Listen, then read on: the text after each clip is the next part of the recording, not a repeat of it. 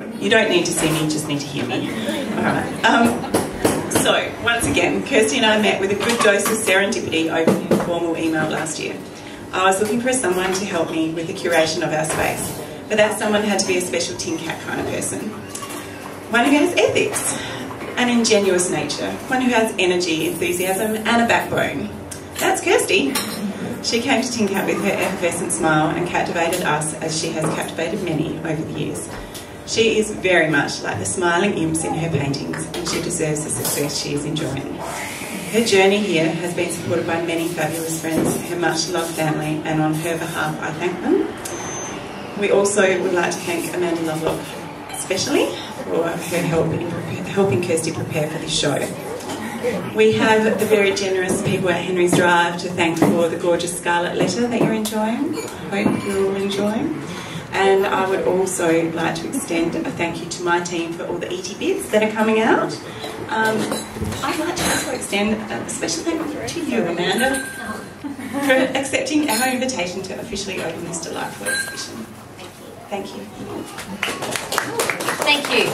I'm Amanda Blair, if you don't know from my rather sexy and sultry voice. I'll just get on a chair. You know, honestly, being short is just hell. I hope you grow. I really do. Because in supermarkets it's hell, having to ask people to get things off the top shelf, having to stand up and sit on phone books still when I get my hair cut, even at the age of 42. Welcome to the launch of Kirsty's fantastic exhibition, Happiness, and I think that walking around this room you can't help but be filled with exactly that when you see her paintings. They are so remarkable. They do capture the innocence of children. And often, and that you know, that spontaneity that kids have, you know, when we adults get so sort of swept up in, you know, sweating over whether or not the Le Creuset pot's clean. And I say this because that's what happened last night. That's the first thing that came to mind. I haven't written a thing. This is all coming from inside of me. You know, and you just play with your kids and they just don't care. And the simple sound of a fart joke is enough to make them completely fall over themselves and cry with laughter. And I think that often, you know, we do get too serious as adults, and sometimes we need to spend more time with children, and I think that we probably need to try and recapture some of that joy that we had as we were children, and Kirsty's managed to do that in all of her paintings. And to hang one of these on the wall would be a constant reminder of those times. Having paintings, I don't know if any of you have paintings, but I have quite a few on my wall, and I love them. Each and every one of them is like a friend. And I told my husband that I was coming here today, and I said that maybe I'd like to buy a painting. And he said, well, that's fine, but you have to get rid of 2 in order to bring one into the house. And I felt like Meryl Streep in Sophie's Choice. I was like, no, I can't get rid of them. But Sophie, I have been beaten to the punch anyway, because I think 12 of these artworks have already been sold.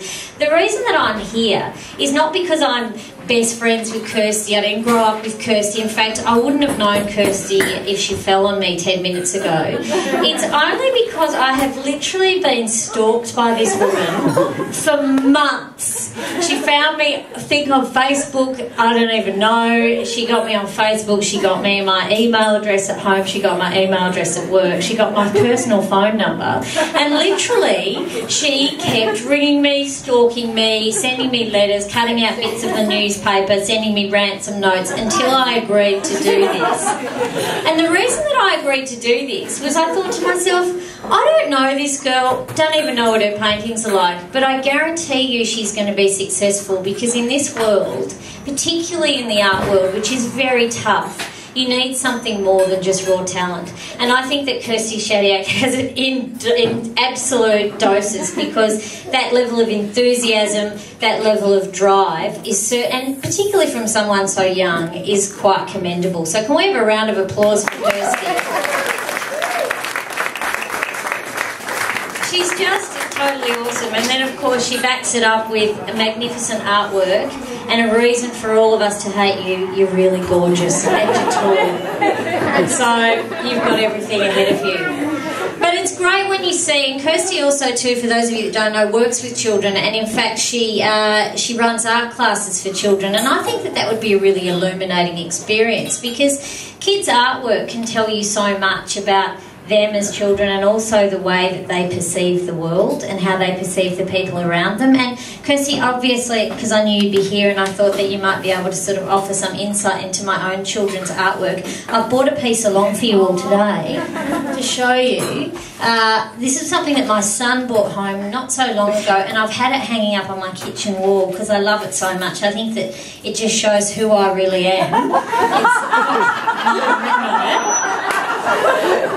And I said to him, look, that's great, Sid. I love the feet. I think they're tremendous. But couldn't you have drawn Mum's boobs a bit more realistically? You know, yes, maybe they do point down, but maybe next time could you draw me a little bit more pert? So hopefully he's working on that one. But it is great. SALA is a fantastic month of celebration for everyone in the visual arts. I've been participating in SALA now for the whole time, 10 years, and I just have loved how it's grown and grown and grown and grown. And I believe now there are over 3,000 artists exhibiting this SALA, which is truly tremendous, and yet again shows how brilliant our artistic community is. Many of you lie under rocks and we don't see you except come August, but I think it's fantastic that SALA exists to see the work of artists such as Kirsty Shadiac. So Kirsty, without further ado, I officially, I don't know, crack an imaginary bottle of champagne or something, maybe a bottle of fizzy pop because it's all about kids, you know, bottle of summer wine, whatever, and congratulate you on a tremendous exhibition. I'm sure that you will have many, many, many more ahead of you, and I personally look forward to having one of your paintings on my wall, and congratulations again. So from all of us here, we're all so proud of you. Well done, Kirsty.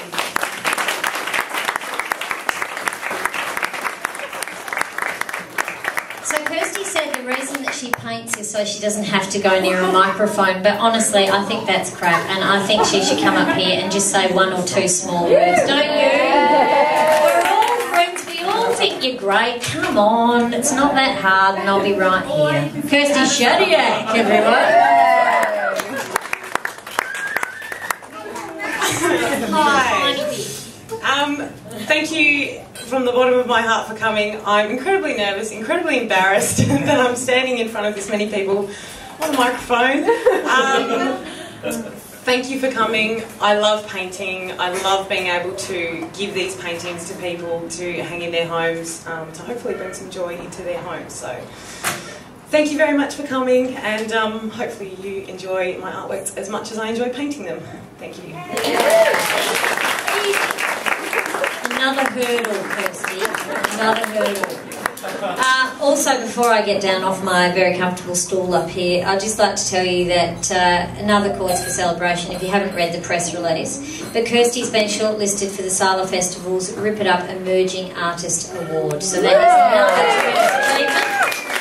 And that's announced in 2 days' time. So also too, Kirsty's going to be running a free kids art workshop next Sunday.